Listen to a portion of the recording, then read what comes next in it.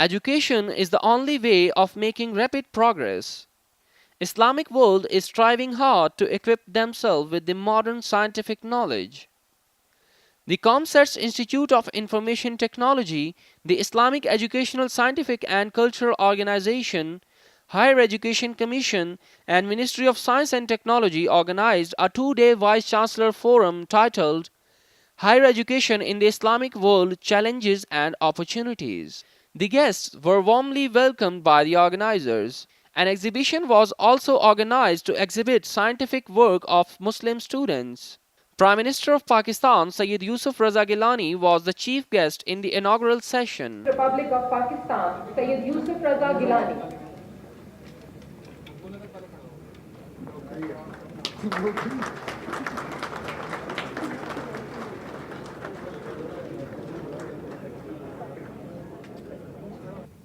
بسم الله الرحمن الرحيم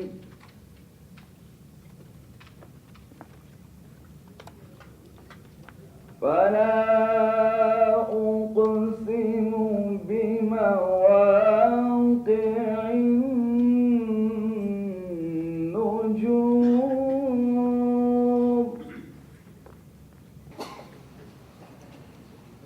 I would request the Honorable Prime Minister to kindly address the distinguished gathering. Please, sir.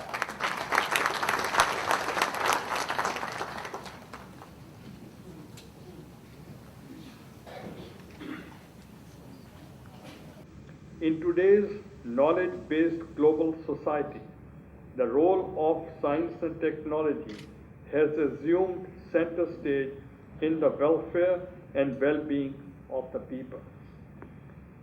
It therefore goes without saying that our nation's prosperous future is tied to meaningful investment in science and technology-led education and human resource development.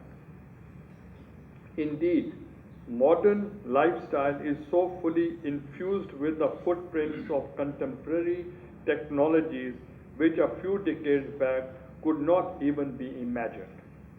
In last decade or so, the technological advances have brought about a revolution both in our ways of thinking and living.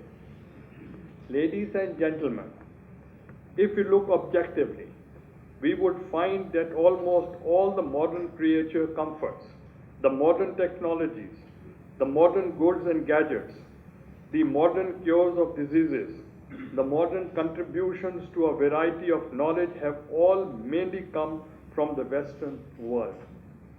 We, the Muslims, on the other hand, frankly speaking, are only the users and consumers of the fruits of hard work of others.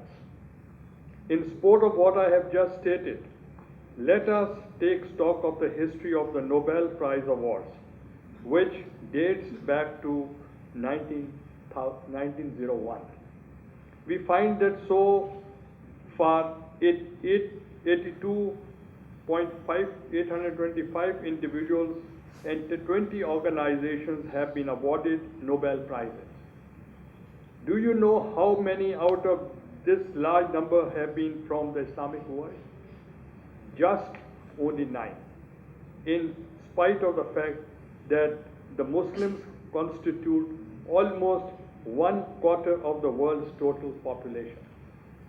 May I therefore propose that along with the already set agenda for the forum, let us also focus on our attention on a paradigm shift from being just the users of technologies to becoming the producers of technologies, goods, and services. For this to happen would really require an all-embracing effort by all the stakeholders responsible for education, research, and development. We have to make increasing investments in education in spite of numerous other competing demands. Universities will need to prepare the students appropriately and equip them with the most relevant skills set suitable for the modern marketplace. Research scientists will need to come up with innovative R&D projects geared towards creating socio-economic impact, and industry will need to develop active and meaningful linkages with universities so that the lab research can be turned into commercially viable projects. That the findings and recommendations of this conference will guide our policy makers in formulating policies in accordance with the imperatives of time.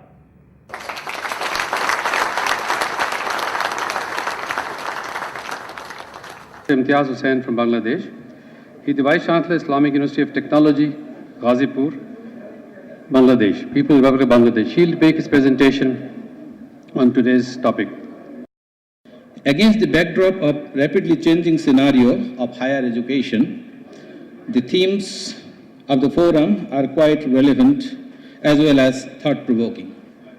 The issue of governance of higher educational institutions is facing a critical scrutiny both in the developed and in the developing world. The increasing reliance on knowledge for the socio-economic development of the nations has made knowledge management a very important area. Science and technology and innovation coupled with the quality assurance are the spheres acquiring special attention by the policymakers involved in the arena of higher education. The progress and prosperity of any nation depends on its scientific development, technological advancement, and innovation capabilities. There is no country in the world which is advanced and developed but does not have superior knowledge and skill in technological fields. Scientific progress has always been linked with material progress. Human civilization is replete with instances where science played the most important role in the process of human development. The modern lifestyle and living cannot be thought of without science and technology education. In order to make science a part of our everyday life, the mindset of the Ummah needs to be tuned so that science becomes a part of our culture embedded in our lifestyle. Culture cannot be imposed from above. It has to be promoted as the only way to ensure a better quality of life for the present generation and for the generations to come. Science by itself is just an area of knowledge which can only be made useful by its application, which is known as technology. The youths of the Ummah should be imbued with the spirit of innovation, as the long-term survival and progress depends very much on the skill of innovation. Behind the issue of science, technology, and innovation, the people are the driving force and quintessential element.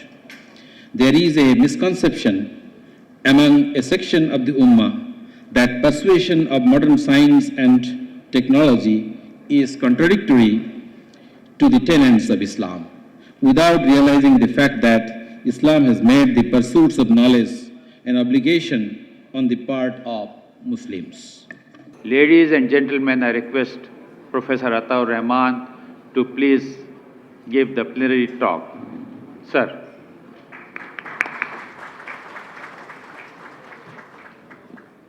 A'udhu billahi minash shaitanir rajeem. Bismillahir rahmanir rahim. Assalamu alaikum everyone. A very good morning to all of you. This morning I shall be talking to you about the universities of tomorrow, the challenges and opportunities. So my talk will essentially be in 4 parts. The world that we live in, where truth is stranger than fiction, a world of innovation. The second part will be the universities of tomorrow, the challenges that we have and what we can do. I will then talk about centers of excellence that we can establish and utilize that we already have. And the final part of my talk will be on Pakistan and what has happened here in the last decade or so. So, ladies and gentlemen, the world today and the world in the next 50 years, we are going to have a world where the population is going to go to over 9 billion. Fossil fuels are running out. We have rainforest reduction, which is impact on climates. Life expectancy is growing, and that is creating its own problems.